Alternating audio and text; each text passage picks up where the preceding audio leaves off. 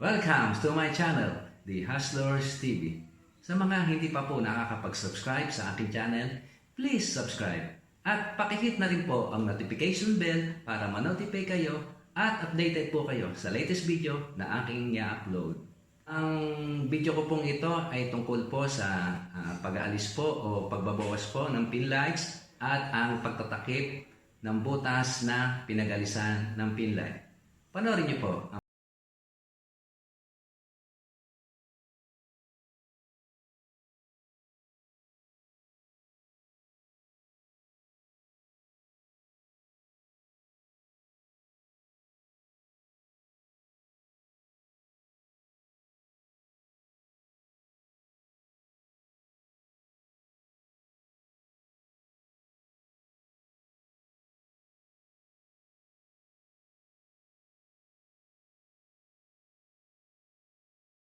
Gawin ko po ngayon ay magbabawas ako ng ilaw dito. Kita niyo yan, di ba? So, ang daming ilaw. Tatanggalin ko dyan. Ito.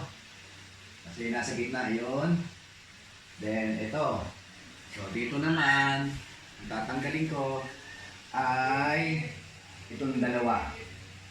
So, ayan. Paano ba ang pagtatanggal niyang mga pin light? So, simulan ko na sa ilaw. So, tutuklapin lang natin. Kuha kayo ng pantuklap, either screwdriver o kung ano yung pwede nyo yung pantuklap. So, ayan. May clip po yan. Hindi nyo basta-basta may hila. Ito po yung clip. Kita nyo.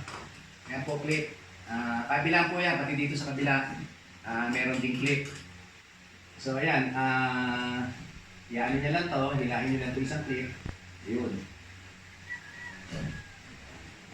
Focus nyo yung isa, yun. So, ayun siya. So, ang gagawin natin, tatanggalin na natin to. Then, ang problema, may butas. So, ipakikita ko ito sa video kong ito, kung paano natin matatakluban itong butas na to. Kung paano tayo makakapagtabas ng bilog o circle na sasakto dito. So, tanggalin ko muna, no? Siyempre, konting ingat dahil dito po ay kuryente. So, kakatin nyo yan para yung sobrang o yung excess na wire matanggal. Para hindi delikado. So, ayan. So, naputol na. Then, i-pilit nyo ganyan. Balutot nyo. Then, ipitin nyo ng plies. So, ayan. Then, lagyan nyo ng tape. Yun ay 110 pa lang naman po. May ground. Minsan nakakatulong po yung 110 para mabuhay ang ating dugo pag kayo nag-ground. Pero siyempre, mahirap din dahil masakit. Kaya huwag niyo pong gagawin hipuin yan. Lalo't basa ang inyong paa. O either wala kayong sapin sa paa. So siguraduhin lang natin yung wire ay nalagyan ng tape. Dahil bago natin takpan yung butas na yan, safety po yung ating wire.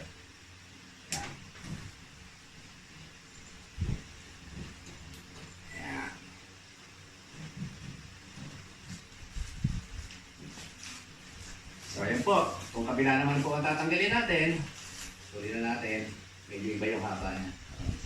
So ayun.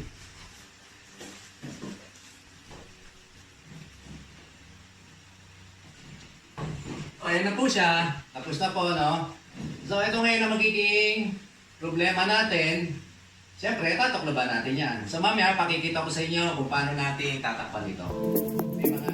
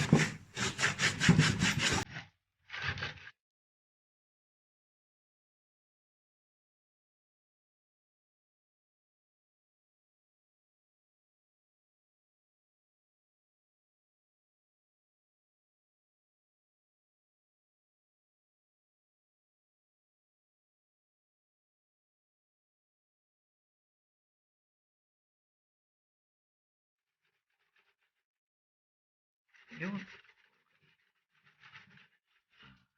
Na.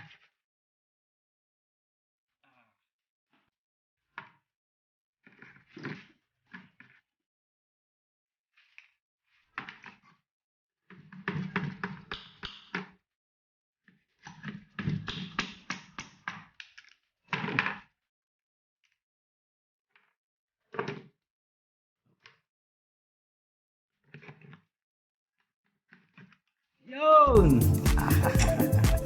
Ayan. Pati ang ilalim, hindi nabutas. Ayan na, dalawa butas. Hindi mo napapansin, no?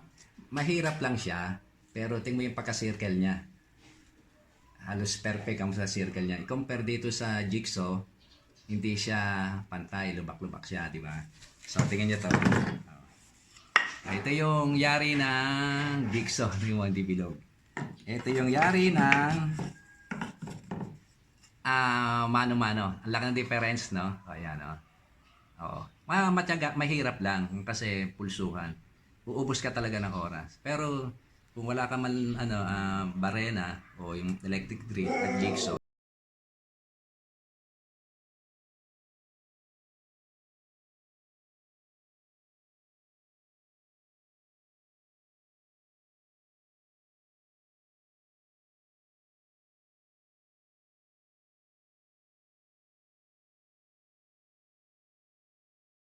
is ipaplantilla na natin to.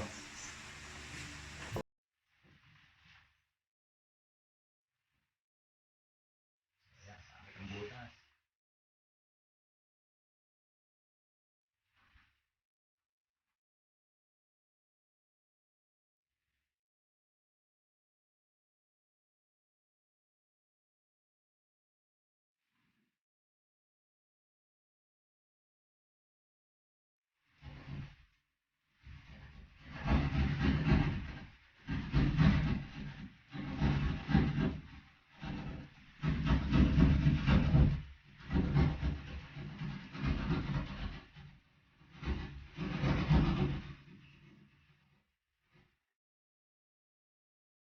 So may mark yan. Ayan, lalagyan ko ng mark.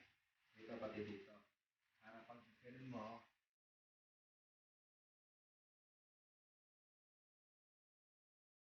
siya. Pero na makita. Makita. Ayan, makita. Ayan.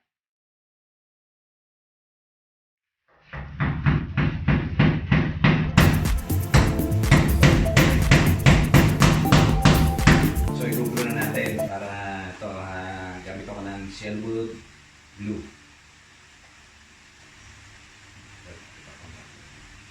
So lagyan natin yung gilid.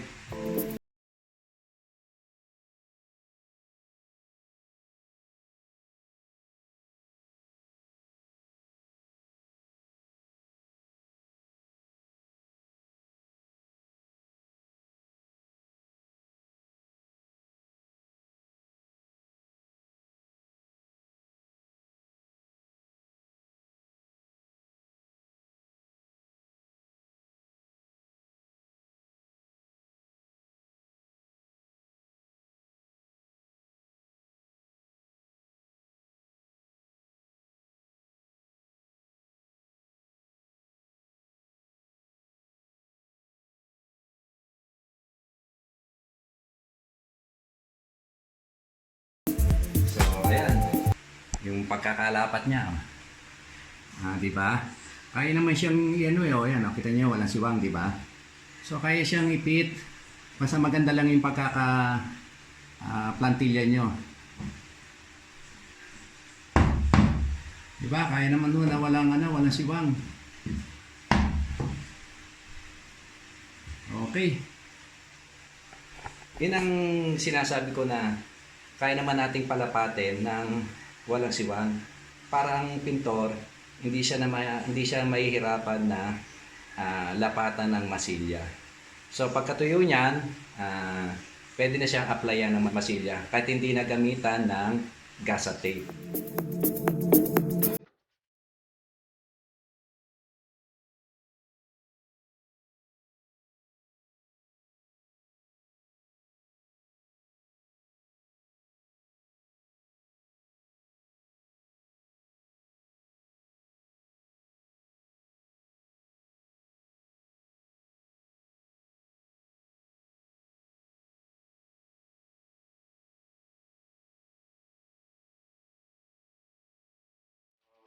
ito na po yung pang-last, yung pang-6.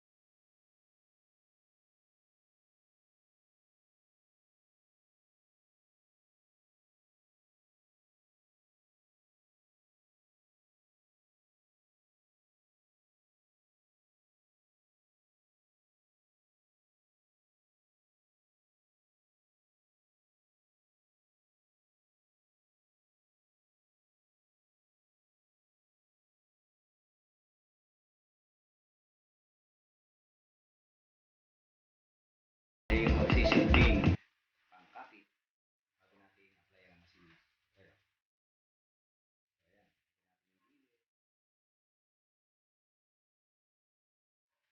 Pagkatrabaho, basta nasa puso lang natin. Pilitin lang natin pulido.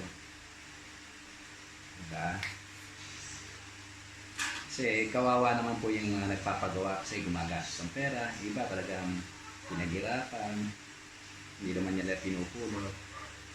Ayan. Kaya kung tayo pinasusuweldo naman ng ayos, pinabayaran tayo ng ayos, tapatan po natin ng tapat at pagsaservisyo. Huwag po yung bara-bara dahil no? So ito na po. Ang panghuli.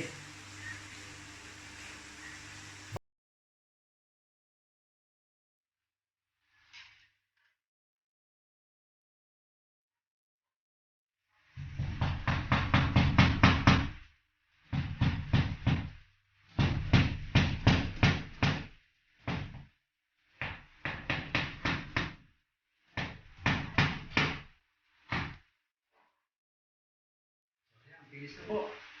Oh, nakita niyo po yan, wala pong siwang ho yan. Oh. Kaya naman ho tsaka-tsagain lang ho natin. Tingnan mo, di ba? Lapat na lapat siya. Lalo po yung diretso lamang, di ba? Diretso. Tingnan, wala ho. Nasiwang, di ba? Compare dito, ayan, tingnan mo. Ay, hirapan ako masilyahan yan. Grabe ang siwang. Ito nga, nilagyan ko na ng gasa tape. Ayan, oh. Ayan, nilagyan ko na ng gasa tape. Laki kasi na siwang, ayan, oh. Oh, ayan, mamasilya ko yan. Nilagyan ko ng gasa tape para kumapit yung masilya. Mamasilyahan na po natin yung mga tinakluban na butas na pinagalisan ng pin light. Ang gagamitin natin pang masilya ay ito, isa siyang body peeler. Ang brand niya is Glasurit. Matagal ko na kasama to nung time na ako'y nagtitinda pa ng mga sasakyan. Ito may kasama tong hardener. Ito, Glasurit hardener and hardener paste ang tawag dyan. I-mix yan, pinag-mix yung dalawang yan. Ang pagtitimpla nito ay yung sasakto lamang sa iyong gagamitin kasi pag ito nakalipas na mga 1 to 2 minutes siguro tuyo na. Depende kasi sa dami nito. Pag sobrang dami nito baka mga 30 seconds tuyo na kagad o 1 minute. Ayan, magtitimpla na ako.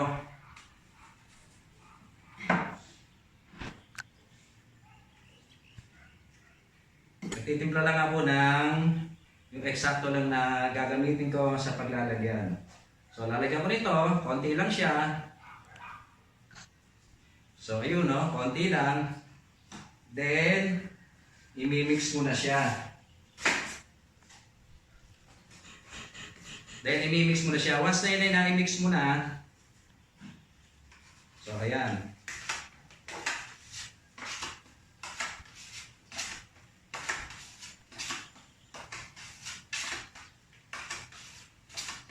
Kailangan mabilis ang application nito kasi madali siya matuyo.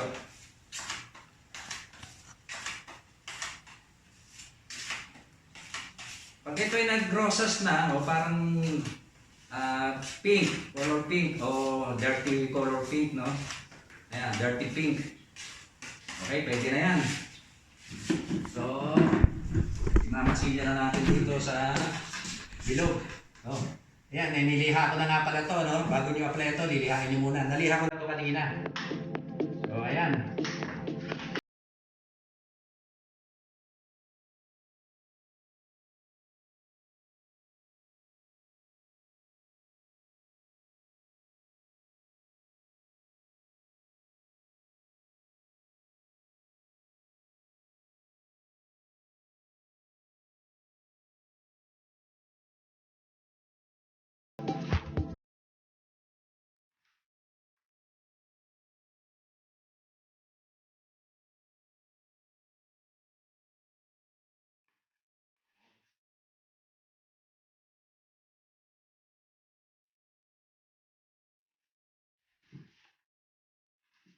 So, babalikan na lang natin yan pag natuyo.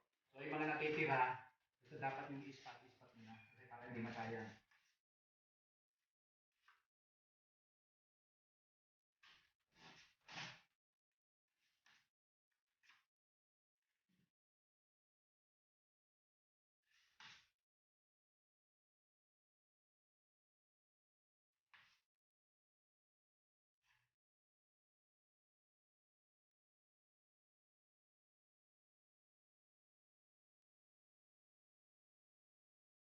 So, ayun, tuyo na siya.